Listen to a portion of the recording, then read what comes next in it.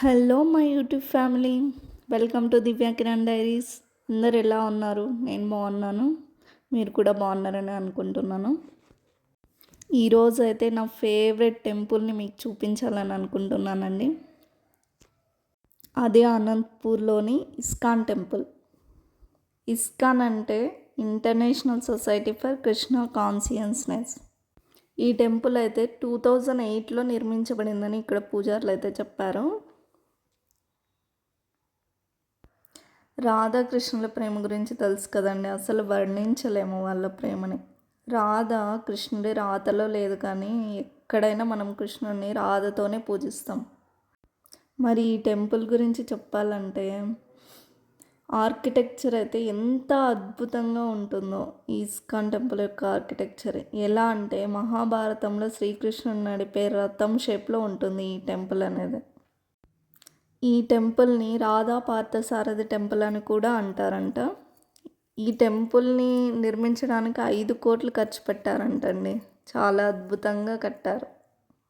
ఎలా అంటే 4 గుర్రాలతో కూడిన రథం మనం టెంపుల్గా చూస్తాము. ఆ రథం లోపల శ్రీకృష్ణ భగవానుడు కొలువై ఉన్నాడు.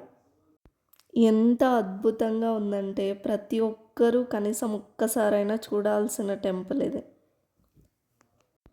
పురాణాల ప్రకారం శ్రీకృష్ణుడు మధుర జైల్లో జన్మించాడు. ఎవరికి? దేవకి వసుదేవులకి జన్మించాడు కదా. శ్రీకృష్ణుడి వల్ల తన మామ కంసునికి మరణగండం ఉండడంతో వసుదేవుడు శ్రీకృష్ణుడిని యమునా తీరాన్ని దాటించి గోకులంలో వదిలేసి వస్తాడు. అప్పటి నుంచి శ్రీకృష్ణుడు యశోదమ్మ ముద్దుల కృష్ణుడిగా, చిన్న కృష్ణుడిగా తన బాల్యాన్నంతా గోకులంలోనే గడిపేస్తాడండి. ఈ టెంపుల్ కూడా ద్వాపరయుగాన్ని తలపించేలాగా చాలా అందంగా కట్టారు. కొన్ని సన్నివేశాలు కూడా మనకి ఇక్కడ కనిపిస్తాయి. గోకులంలో శ్రీకృష్ణుడు చేసిన అల్లరి, తను చేసిన కొన్ని సాహసాలు, గోవులని రక్షించడము, గోవర్ధనగిరిని ఎత్తడము, ఒక పెద్ద పాము పైన నాట్యం చేయడము, రాధతో చేసిన చిలిపి చేష్టలు, ఇలాంటివన్నీ మనం గోకులంలో చూస్తాము. వెన్న కోసం దొంగతనానికి వెళ్ళడము, అందుకే కృష్ణుడిని మనం వెన్న దొంగ అని కూడా అంటాం కదా.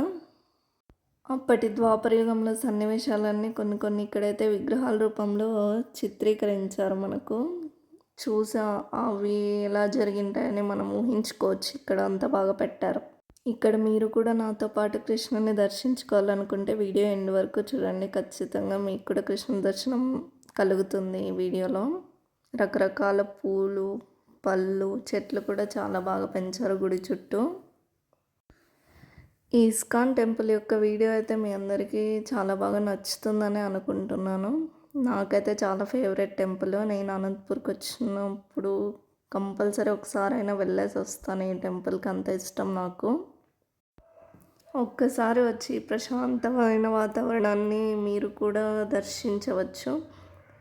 మీకు కూడా ఫేవరెట్ అయిపోవచ్చు ఈ టెంపుల్, చెప్పలేము, అంత బాగుంటుంది. గుర్రాలతో కూడిన రథం ఆర్కిటెక్చర్లో ఉంటుంది ఈ గుడి అయితే.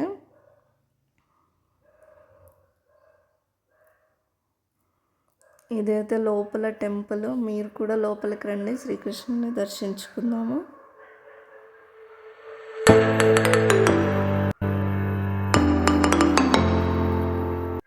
చూడండి ఎంత అందంగా ఉన్నాడు రాధాకృష్ణుడు.